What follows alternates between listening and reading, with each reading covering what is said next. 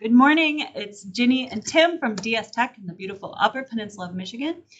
Before we continue with this interesting topic, make sure you go to our website, dstech.net, and sign up for our newsletter so that you get all kinds of updates on these kinds of things. Plus, I share all kinds of productivity tips for your employees and for yourself.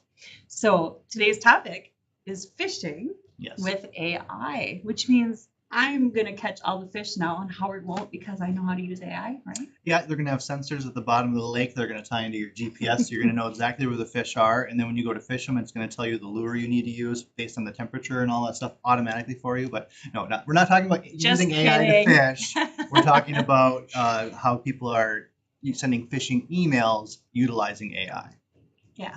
Just kidding. We have enough electronics already for phishing, don't we? But phishing with an F. We're talking about phishing with a PH. Correct. Now, phishing with an F, it could be some neat stuff down the road, maybe on a future never know, topic. But for now, we're going to concentrate on the email phishing.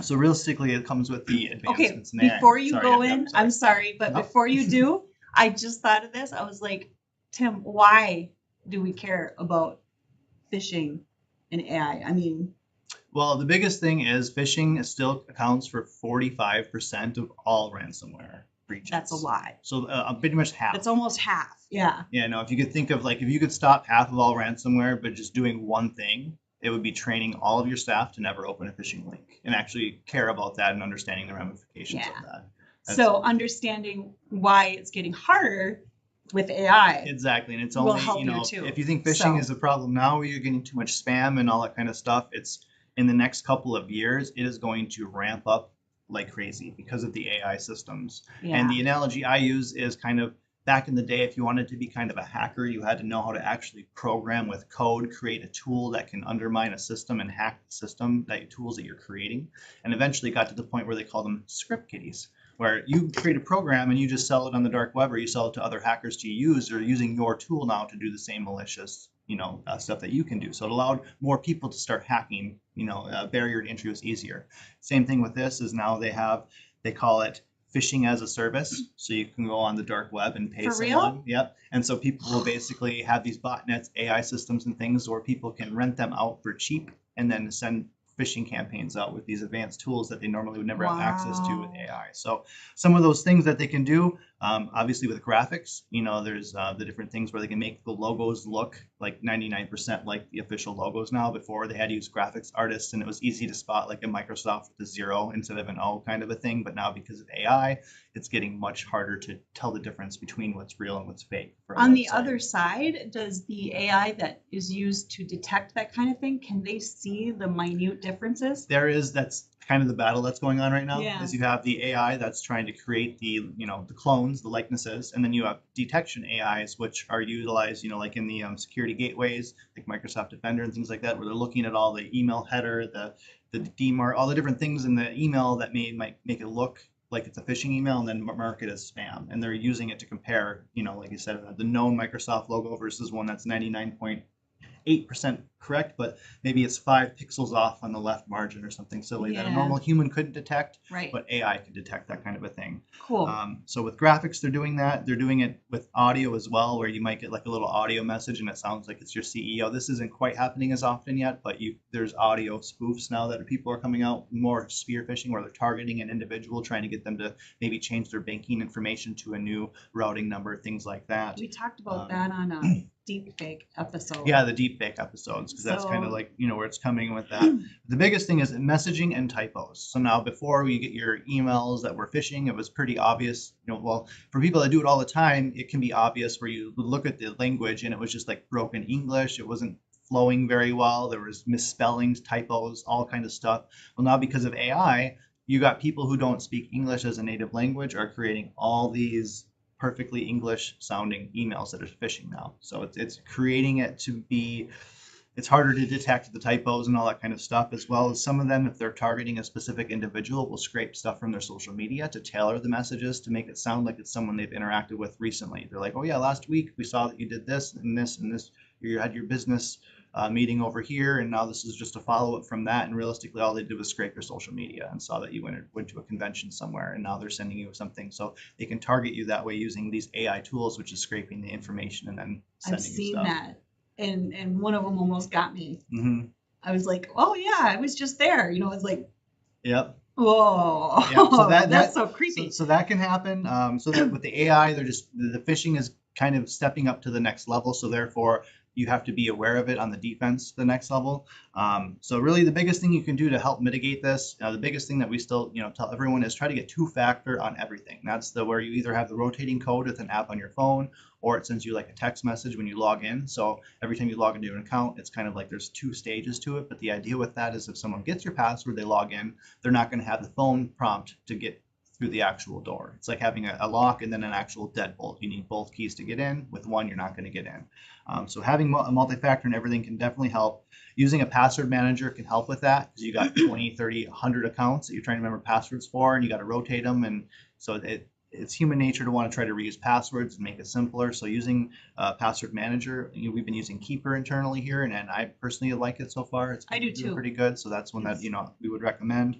But there's a whole slew of them out there. Any password manager is better than most likely none. So, and then implementing some sort of security, they call it a secure email gateway. So if you have M365 through us, you can pay for the additional, they call it Microsoft Defender, where essentially it's scanning all the emails coming in and out using AI like you were talking about and different things like that to make sure that trying to get all the phishing and the scams and all that kind of stuff out from there, or like Barracuda Cloud Control, things like that. And then the biggest thing you can do is train your staff.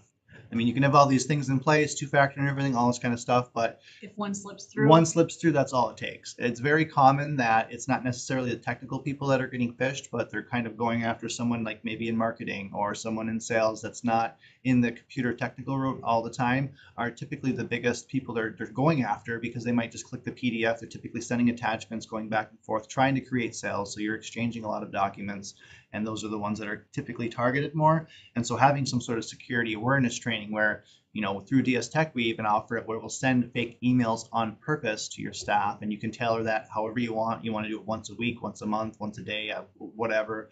You can set it up exactly how you want, and then they get the fake emails, and then if they do click on it, it says, oops, you've been phished, and it'll say, thankfully this is just a test. Here's a little video to watch, how to train, how to do it better. So we have things like that in place. We can set up campaigns and offer it. Otherwise, the biggest thing I'll tell you is if you're doing some sort of training when you first hire an employee, make sure you kind of retouch base with them, every 6 months, every year in like a repetitive or repeating training. That way it stays fresh. You got to remember, and the biggest thing is that 45% of all ransomware is started with phishing. So it's literally half of all ransomware started by clicking the wrong attachment or letting it get through. Ideally you have systems in place where nothing's getting through, all that kind of stuff, but it's just that, something's always going to kind of sneak through, and just having the humans be trained to not click the links is going to be the biggest thing. Even the most well-trained human sometimes clicks the link. Yeah, even I could be like coming early one morning and it's like just getting my coffee, so my brain's still kind of firing up yet, checking my emails, and it's like, oh, it's this UPS packet. Oh, I didn't order UPS. What am I doing? Oh, yep, I clicked it. I clicked the link. What do you do then? Well, if you click a link and it's a truly phishing, instantly notify your IT department, and if you're a customer of ours, let us know right away with a ticket so we can basically we'll do things where we'll sign out of your account, change your passwords. There's kind of a step plan. Don't be ashamed of it. Don't be ashamed. Let us know as soon as possible, and that way we can mitigate the spread if it truly was a phishing link or you think that you truly was phished. If it's ours, if it's a test, it'll tell you, this is a mock, it's not real. Yeah. But if you do click like a phishing link and nothing like that pops up, you're like, the biggest thing is like you'll click like a PDF or a link and nothing happens. That's the biggest sign that what's going on. Yeah. Like the link should have opened, something. I'm always like texting Josh. I'm like, I clicked this. Oh my gosh, and he's like, oh, it's okay. That's not, that's not real. Yeah. But I've done it before. So yes. Don't be ashamed of it. Let the people know, whether it's your manager, your IT, whoever. You just let them know as quick as you can is the best advice, and then they'll take the appropriate steps to then change your account, mitigate it, whatever they need. Should we say it again, like we've said in all our videos, like almost all of them, right? What's that? It's don't click the link. Oh, the link, yes. Don't click the link. Click it. Don't open the attachment. Nope. Don't click it. If you have to. If you're even questioning it, like half maybe, and you're like, oh, I did order something from Amazon, right?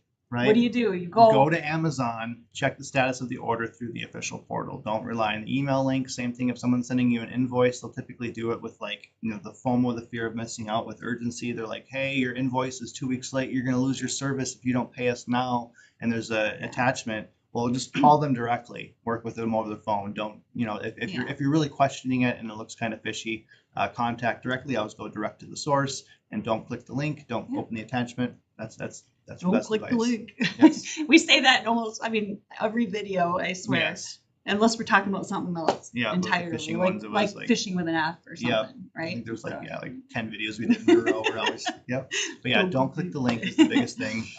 Train your employees over and over again. Yep. And make sure you have some software in place, right? Yep. And systems in place. And have a plan in place so that way if it does happen, who does your staff report to, and then who do they report to get it done quickly? All the same rules. It's just that AI is making it more complicated. Is making it easier for the bad people to get away with doing stuff at a larger scale. So again, you just got to be on the defensive, be aware of it, and we'll use the tools to keep you safe.